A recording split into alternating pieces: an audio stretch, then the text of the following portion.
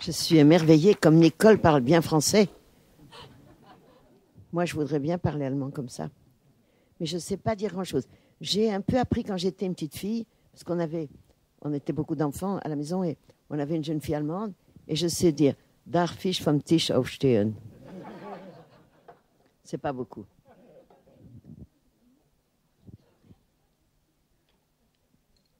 Guten Abend miteinander, mesdames et messieurs, bonsoir. Permettez-moi de vous dire aussi de mon côté le grand plaisir que j'ai maintenant de rencontrer Agnès Varda, parce que les films d'Agnès Varda, évidemment, ont accompagné pratiquement toute ma vie de cinéphile. Et c'est la première fois que se présente l'occasion de lui parler. Alors, je suis très ému et c'est un grand plaisir pour moi. Et j'espère que mes questions seront plus ou moins à la hauteur de vos films. C'est pas une question de... C'est l'idée qu'on va partager, que vous allez dire des choses, que peut-être des personnes du public.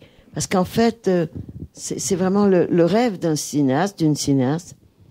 C'est pas tellement de dire ce que j'ai sur le cœur, des choses comme ça, mais c'est de trouver un langage propre au cinéma qui soit partageable. Et que les personnes qui voient les films, que ça puisse les concerner, que ça puisse les intéresser, sans pour ça faire du spectacle à 200%. Oui. J'ajoute donc que vous êtes cordialement invité aussi d'intervenir, de poser des questions, et si vous voulez les poser en allemand, j'essaierai de traduire. Commençons. Est-ce que tout le monde comprend le français? Autrement, il ne serait pas là. C'est extraordinaire. Je me suis rendu compte en revoyant vos films, ce que je savais déjà, que vous avez été un pionnier sur beaucoup de plans. Premier point où vous étiez un pionnier, c'était la nouvelle vague. La pointe courte, Georges Sadoul l'a traité en 65, donc à peine 10 ans après la première projection, de véritablement le premier film de la nouvelle vague. Et cela dans le sens, évidemment, la nouvelle vague, à l'époque, elle n'existait pas encore, mais c'était déjà un film d'auteur, un film indépendant, un film pauvre, comme les faisaient après les réalisateurs de la nouvelle vague. Cette appréciation, elle vous a intimidé ou est-ce que vous vous souvenez de l'effet qu'elle vous a fait? Je sais que quand j'ai fait mon premier film, c'était 1954. Et quand la nouvelle vague ce qu'on a appelé après la nouvelle vague. Enfin, quand tout d'un coup, il y a eu comme un printemps de cinéma avec tout le monde qui est arrivé en même temps. Voilà, Godard, Truffaut, Chabrol, Demy, tout ça. Quand tous ces gens sont arrivés, quelques années après, François Giroud a dit cette nouvelle vague. Mais il y a eu un article, donc j'avais 30 ans, donc vous voyez, c'est pas... Il y avait un article de Jean Douché, le cinéma lui doit tout. Et il y avait une photographie de moi, à 30 ans, avec écrit « l'ancêtre de la nouvelle vague ». Je me suis dit, si on me traite d'ancêtre à 30 ans, je suis prête à vieillir de bon cœur. Et alors, très souvent, on m'appelle la grand-mère de la nouvelle vague à l'étranger. « The grandmother of the new wave ». Mais ça m'amuse beaucoup. Tout ça, c'est pittoresque. Mais c'est absolument vrai que il y a eu tout un groupement de journalistes et de cinéphiles autour des cahiers du cinéma, qui s'occupaient de cinéma, qui allaient voir des films et tout ça, et qui ont établi une sorte de principe, il faut faire ça, ça et ça. Mais moi, j'étais de mon côté, j'allais pas au cahier du cinéma et je lisais pas ces journaux. Donc, quand j'ai fait mon premier film, c'est un film brut, si je peux dire, brut de décoffrage. Et j'avais été très flattée parce qu'un grand critique de l'époque, que vous connaissez certainement, André Bazin, qui a écrit des choses très justes sur le cinéma dans les années 50 et 60, il avait présenté mon film à des gens qui personne ne me connaissait. Il avait dit un film libre et pur. Et ça m'avait fait rire parce que le film, vous savez, il n'a jamais marché. Il n'est presque jamais sorti. Il est sorti 2 ans après. Dans une petite salle comme ça. Il a duré 15 jours. C'est une espèce de film qui a tout de suite été avalé par les cinémathèques. Parce que je cherchais un langage de cinéma complètement radical. Je ne sais pas si vous connaissez ce film bizarre, mais il est radical. Mais il n'a pas tellement de rapport avec ce qui a été sinon les décors naturels, et vous avez raison, pas beaucoup d'argent, des moyens un petit peu limité, mais il n'a pas du tout de rapport avec la recherche thématique de Godard, de Truffaut. Voilà. C'est-à-dire que de son côté, il y avait aussi René qui cherchait à faire des structures de cinéma différentes. Et je crois que moi, j'ai été intéressée par le fait que la littérature avait changé de façon violente, la peinture, les arts, et que le cinéma, pour ce que je comprenais, c'était encore l'illustration des pièces de théâtre. C'était un peu... Voilà, c'était illustré. Alors qu'il y a quand même eu de très grands cinéastes, comme Bresson ou des gens comme ça. Mais c'est ceux qui ont commencé à chercher un langage, c'est les seuls qui m'ont intéressé.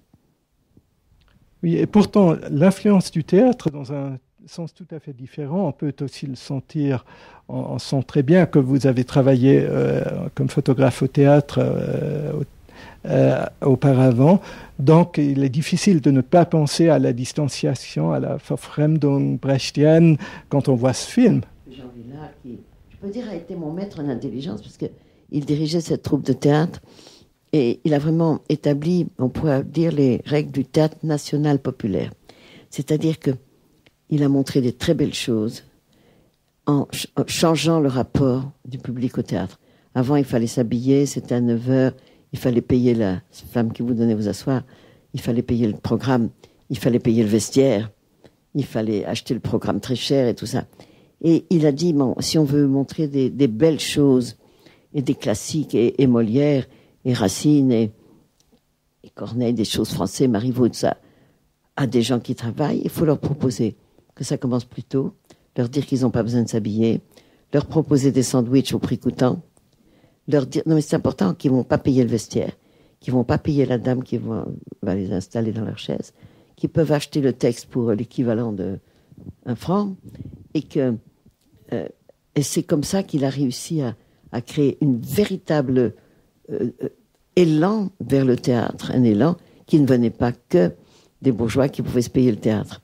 Et alors ils allaient ils étaient militants, ils allaient dans les usines à l'heure de la cantine, ils lisaient Gérard Philippe, ils lisaient des extraits du Cid ou des pièces comme ça, en disant, vous voyez, c'est pas du théâtre compliqué, c'est du théâtre où il y a des sentiments, où il y a des émotions. Et alors, ce théâtre de Chaillot était plein, craqué, c'est une grande salle de 2200 places, c'était plein. Et c'est ce que j'ai appris, c'est ce respect qu'il avait des gens qui viennent au spectacle.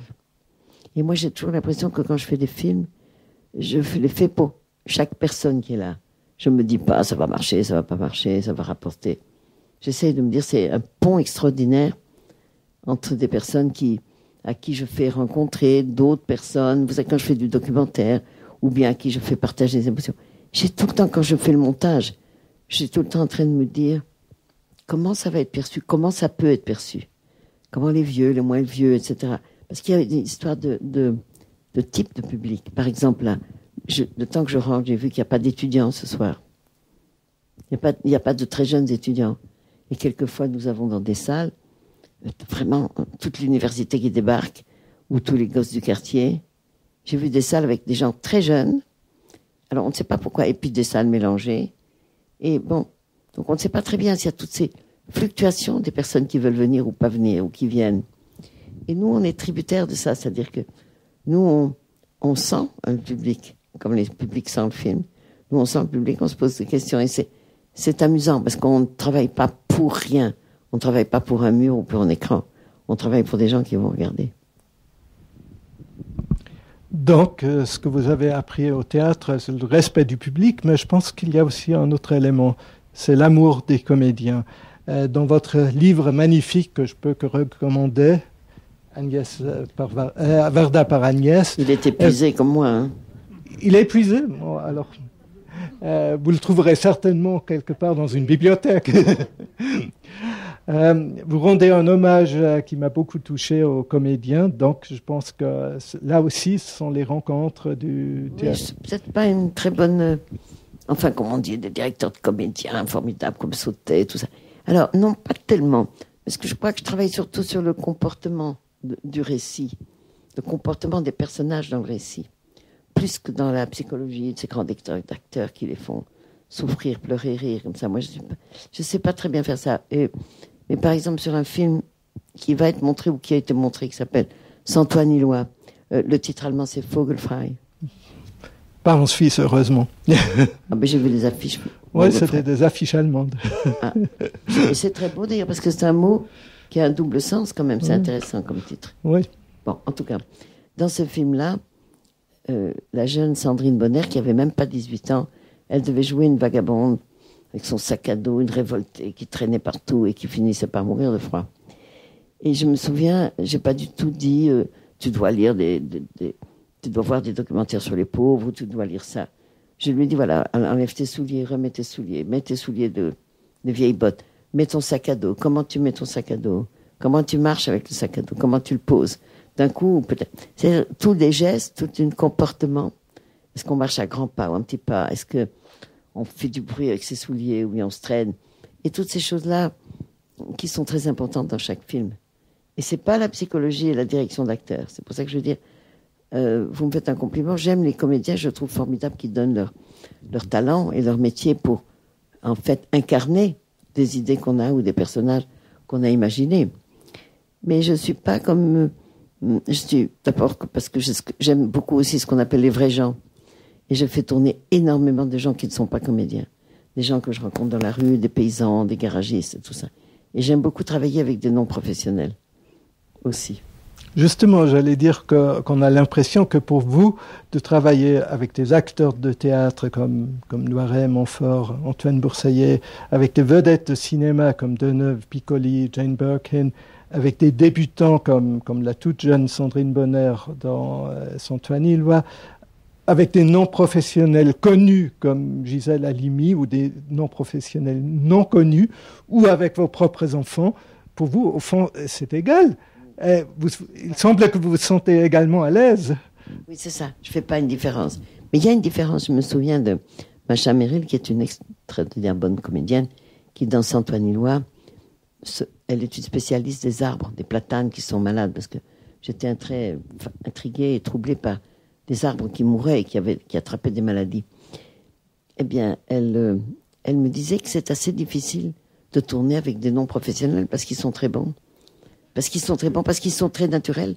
Parce que, évidemment, l'intelligence, c'est de leur faire jouer dans leur milieu, c'est-à-dire avec leurs costumes, dans leur garage s'ils sont garagistes, avec leurs outils, dans une maison s'ils sont maçons. L'erreur, c'est de prendre un ouvrier du bâtiment et de l'amener dans un studio. Mais chez lui, évidemment, et vous savez, il cherche son outil au bon endroit, il ouvre son tiroir avec la bonne main. Bon. Et Macha Merrill disait, en fait, c'est assez difficile, parce qu'ils sont tellement naturels que nous, on est obligé d'apprendre le rôle et de dire, tiens, quel est le comportement, comment je dois faire ça. Et que de voir des gens si naturels, elle disait que ça donne une leçon, même, elle disait. C'est intéressant. Je me permets de revenir un peu sur votre rôle de pionnier. Je pense que le mot n'existe pas au féminin en français, ou pionnière. Je me disais, qu'est-ce que c'est que ce type qui n'est pas féministe? Justement, j'allais y venir. On dit pionnière, je suis une réalisatrice et une metteuse en scène. Oui, mais au temps de la Nouvelle Vague, vous étiez la seule femme, et même dans le cinéma français, il n'y avait que Jacqueline Audry. Oui, il y avait Jacqueline Audry, il y avait une autre aussi, Yannick Bellon, qui avait commencé, je crois. Un peu plus tard, oui. Non, ce qu'il y a, c'est qu'il y a eu des femmes qui avaient commencé. Jacqueline Audry faisait des documentaires. Mais non, j'ai mis la barre très haut, comme on dit. C'est comme si je me suis dit, bon, je vais tout de suite commencer avec du truc très difficile. Est-ce qu'on peut d'abord choisir la structure du film et après mettre dedans du cinéma? C'est pas du tout pareil que de dire, j'ai une bonne histoire et comment je vais la raconter. Donc, c'est parce que j'ai une exigence énorme par rapport à ce que je pensais que le métier, l'outil de cinéma pouvait faire. D'ailleurs, j'ai été très heureuse parce que récemment, je reçois un tas de prix. Parce que quand on est vieux, on reçoit des prix et tout ça. Partout où je vais, j'ai des trucs, des petites couronnes, des petits machins. Et alors, j'en ai reçu un qui m'a fait très plaisir au Festival de Cannes, là. Il a été donné par la Société des réalisateurs. C'est-à-dire mes pairs, les collègues femmes et hommes. Donc, ils ont voté pour moi.